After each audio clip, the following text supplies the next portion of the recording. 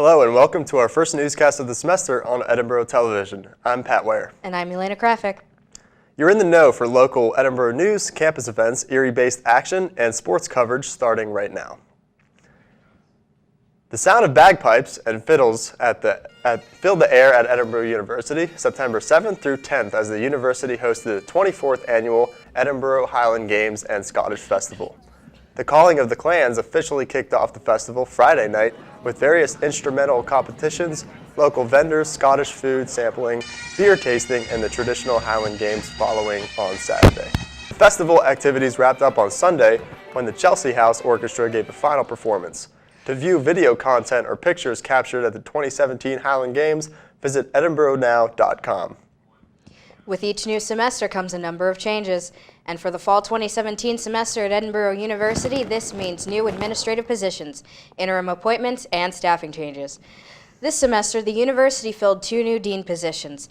The Associate Dean of the College of Arts, Humanities, and Social Sciences was appointed to previous Associate Professor of Journalism and Digital Media, Dr. Jim Wirtz, while the Associate Dean of the College of Science and Health Professions was taken on by Dr. Roy Shin, prior interim Associate Dean. Along with new Associate Dean positions, EU shifted the responsibilities of its staff members, including current Provost Dr. Michael Hannon, who added Vice President for Academic Student Affairs to his title. To view all of the staffing changes at Edinboro University, visit edinboronow.com. 4 Edinboro University students held an art show during the opening week of the fall 2017 semester at the university. Edinboro Now reporter Brandon Montgomery has more on this story. Edinboro University students and first-time gallery hosts Mara Sarzan, Gabrielle Knappenberger, Allison Eaton, and Amanda Anstedt held their gallery opening week within the Bates Gallery in Loveland Hall. These 4 students showcased their various styles of art, ranging from photography to graphic design to even pottery. This is what they had to share with Edinboro Now about the impacts of creating a gallery for the first time. Getting to do a gallery show definitely helps prepare me for the future, just because we're doing like this interview. I won't have to be as awkward in the future because I know what to expect, and I definitely learn how to present myself as an artist, and I know how to present my work in the future, so that's just good to have.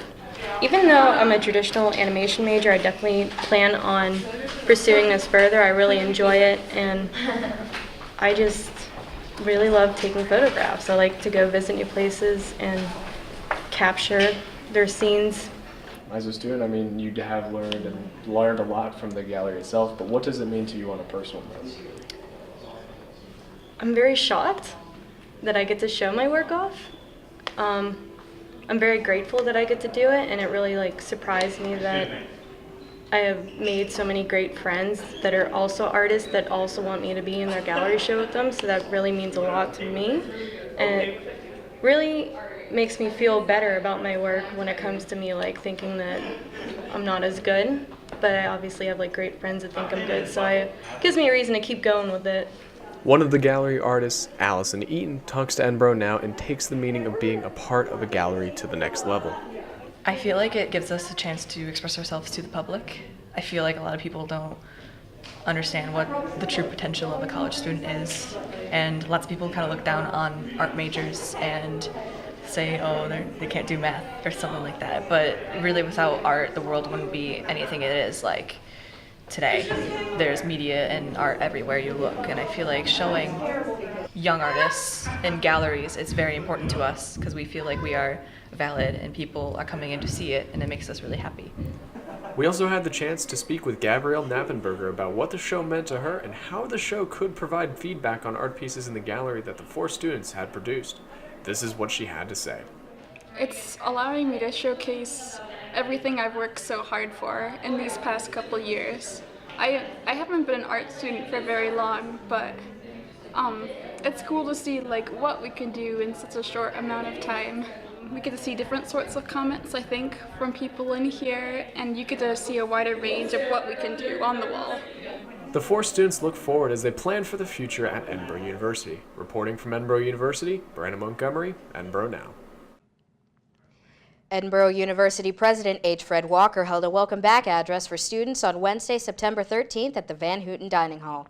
With a small 3-person crowd present, Walker discussed the future of the university and the new 10-year plan. This plan includes an in-depth look at how the university's finances, academics, and operations can be improved by utilizing work groups and completing an evaluation of the university.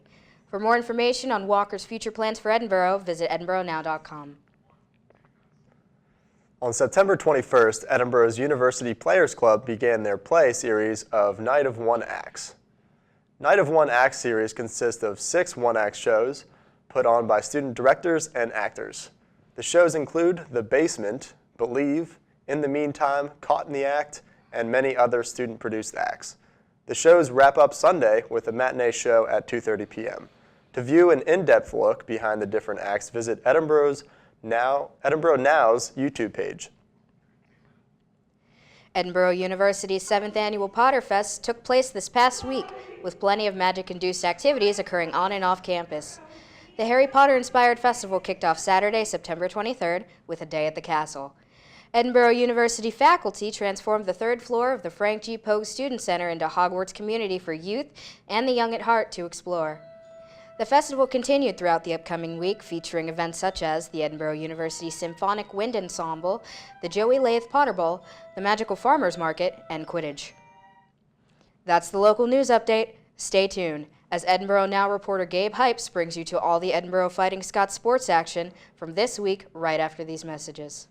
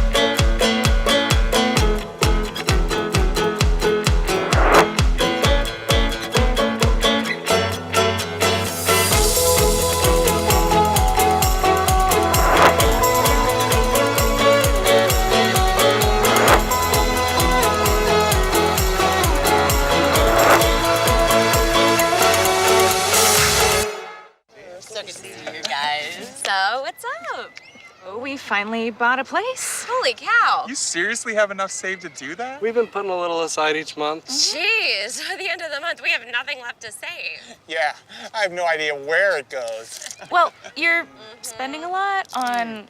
Was it good? Oh, God. Oh, how is my account overdrawn? When it comes to financial stability, don't get left behind. Get tools and tips for saving at feedthepig.org.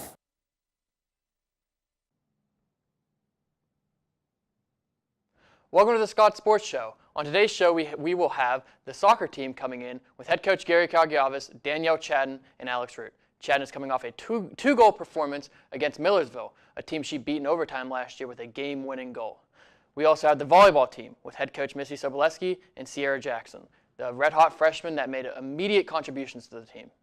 And finally, we had the football team with offensive line coach Jack Corey and offensive lineman RJ Hughes. Find out what went wrong and what actually went right in last week's loss to Westchester. All here on the Scott Sports Show. Welcome back to the Scott Sports Show. We are now joined with the soccer team, head coach Gary Kagiavis, Alex Root, and Danielle Chadden. How are you guys doing today? Good, thank you. Okay, so a lot to talk about. Last two games, very good games for you guys.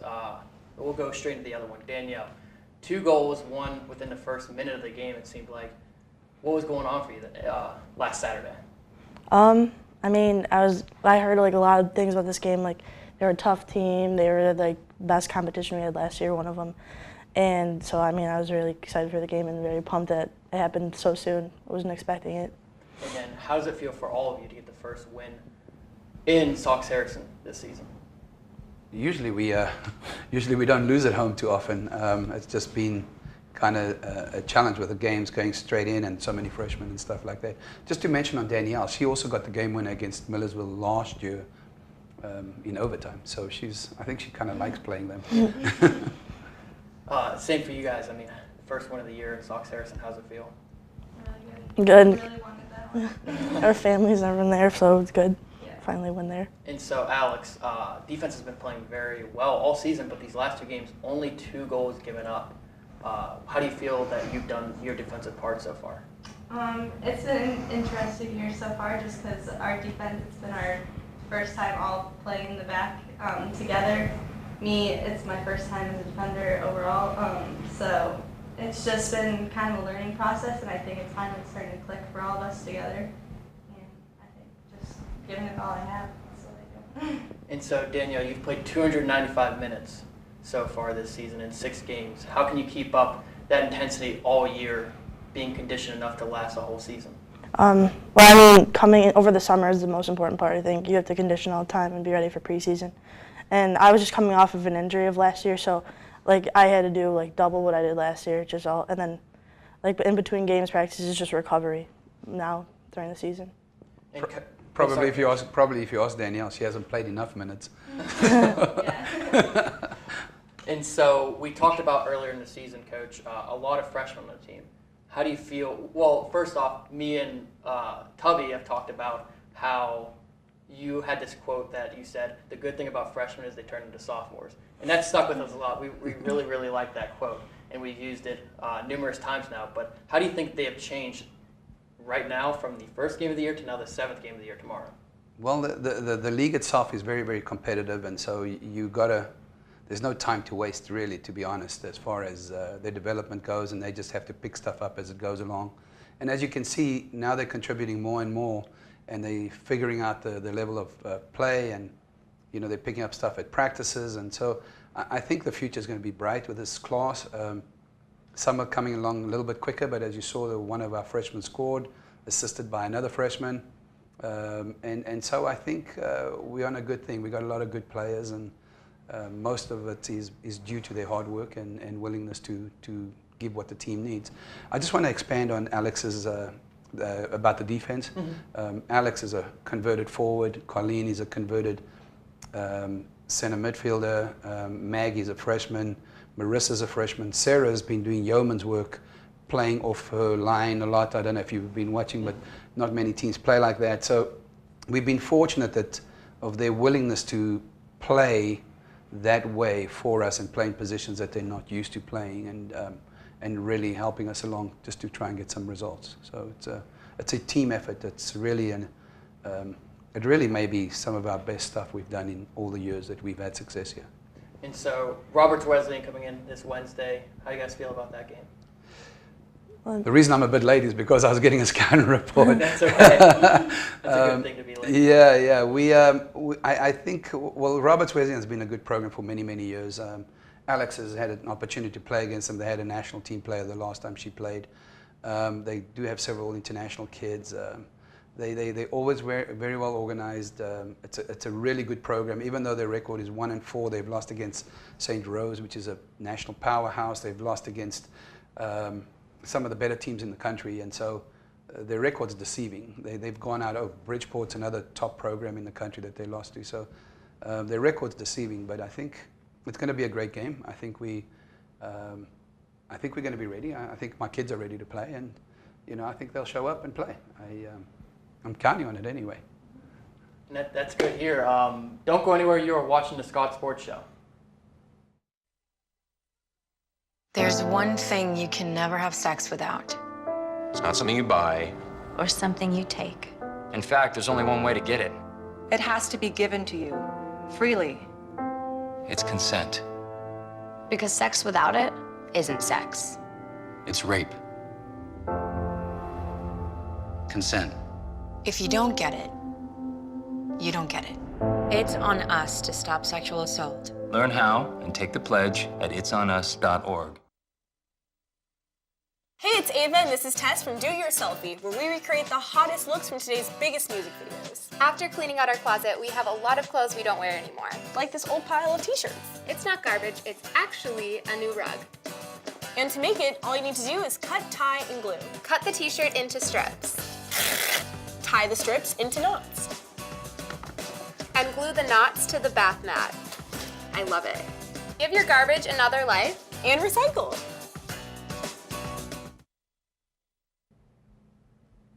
Welcome back to the Scott Sports Show. I'm now joined with the volleyball team, head coach Missy Soboleski and Sierra Jackson. How are you guys doing today? Good. All right, so we'll start off with, you guys have a lot of youth on the team this season that we've noticed. 10-1 start. How has your team gelled together so quickly? You know, you just kind of get lucky. I mean, you hope that your team were to gel, and you do those kind of team bonding things in the beginning of the year, and then it just comes down to just training and how advanced your freshmen are that are coming in, and how much of a learning curve that they have. We have a group of freshmen that came in that have played at a pretty high level, and learning curve wasn't quite as big for them to be able to get on the court and contribute right away. So, I mean, it's been very nice, and you just never know. We just kind of got lucky this year. And Sierra, you're a freshman yourself. What was it like coming in for your first year at Edinboro? A little nervous, not really knowing what to expect. I guess I expected to hope to gel with a bunch of other freshmen, but, you know, hoping to get a lot of leadership from the upperclassmen. Just hoping to really kind of learn and a lot of things that I didn't learn in high school. Of course, getting better in my career. And so you've gotten off to a fast start for your Edinboro career, 36 kills and 149 points overall. Were you expecting to make such contributions so early? No. I don't know if anybody really expects to get playing time like their freshman year. I was really just hoping to learn more, I guess, gain more experience. Not really, especially as a right side and not as an outside. It's really something different and something new that was a really good surprise.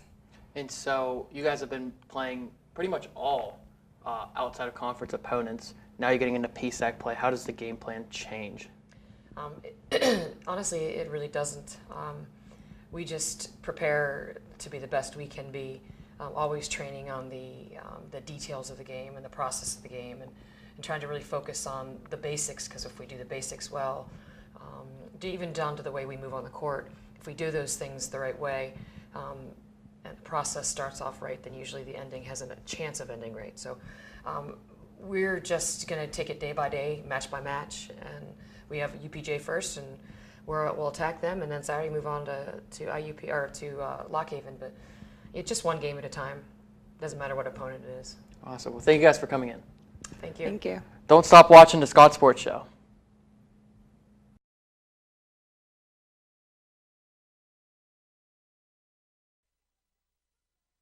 There's one thing you can never have sex without. It's not something you buy. Or something you take. In fact, there's only one way to get it. It has to be given to you, freely. It's consent. Because sex without it isn't sex. It's rape. Consent. If you don't get it, you don't get it. It's on us to stop sexual assault. Learn how and take the pledge at itsonus.org. Hey, it's Ava, and this is Tess from Do It Your Selfie, where we recreate the hottest looks from today's biggest music videos. After cleaning out our closet, we have a lot of clothes we don't wear anymore. Like this old pile of t-shirts. It's not garbage, it's actually a new rug. And to make it, all you need to do is cut, tie, and glue. Cut the t-shirt into strips. Tie the strips into knots. And glue the knots to the bath mat. I love it. Give your garbage another life. And recycle.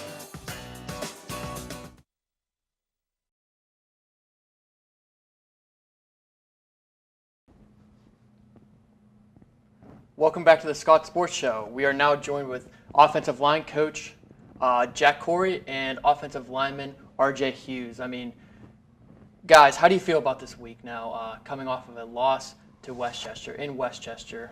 What does it mean for your team moving on?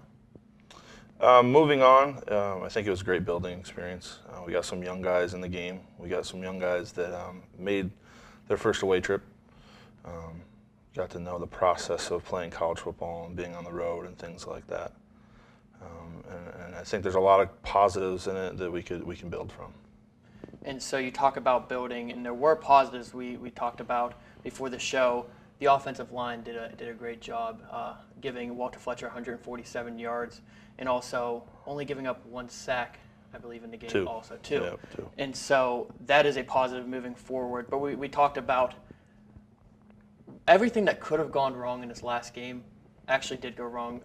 Mistakes on special teams, defense, and offense all around. What went wrong with the game plan in that sense, and how do you go from there? I think the focus was lost early. There were some things that didn't go our way, and people kind of tried to overcompensate some of the players, trying to go outside of their job and do a little more than they should have. It happened quick. They had a really long drive on their first possession, ended in a touchdown. We fielded the kick out of bounds, which we could have gotten a penalty on that. And instead, we start our drive at the 9-yard line and end up fumbling 2 plays later. So like you said, everything that could have gone wrong really went wrong real quick. But I think our team showed some fight and showed some resilience and played well in the second half and really stuck to the game plan and were able to execute. And you mentioned the second half and adjusting. Now that we got past the negatives, what are some positives you two saw from the game? Like I said, the positives would be the fight back in the second half and being able to go out and execute and not have as many mental errors and little mistakes that end up costing us big. And building upon this is what we've been talking about. Going into IUP this next week, and a very hard IUP team that was at the top of the West last year. How do you guys prepare for that game?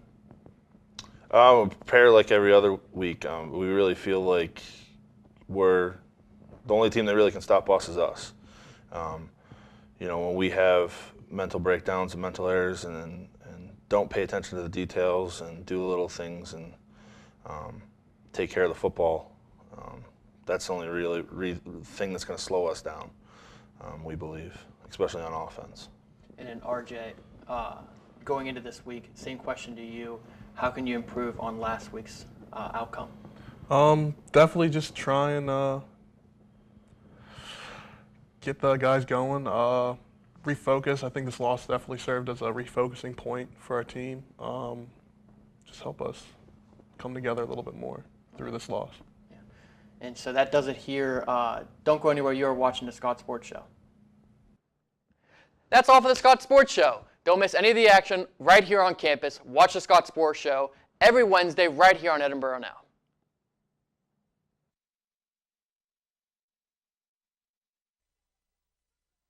There's one thing you can never have sex without. It's not something you buy. Or something you take. In fact, there's only one way to get it. It has to be given to you, freely. It's consent. Because sex without it isn't sex. It's rape. Consent. If you don't get it, you don't get it. It's on us to stop sexual assault. Learn how and take the pledge at itsonus.org. Hey, it's Ava, and this is Tess from Do Your Selfie, where we recreate the hottest looks from today's biggest music videos. After cleaning out our closet, we have a lot of clothes we don't wear anymore. Like this old pile of t-shirts. It's not garbage, it's actually a new rug. And to make it, all you need to do is cut, tie, and glue. Cut the t-shirt into strips. Tie the strips into knots. And glue the knots to the bath mat. I love it. Give your garbage another life. And recycle.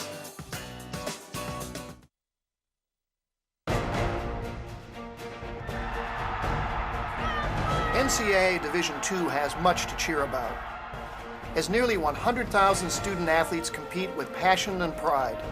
And I'm pleased to share the best news of all.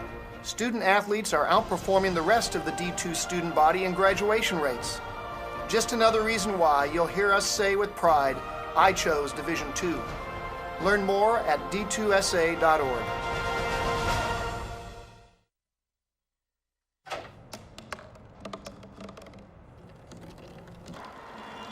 Everybody has a dream.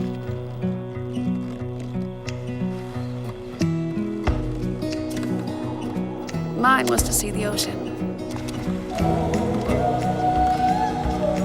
And with a little help, I made it.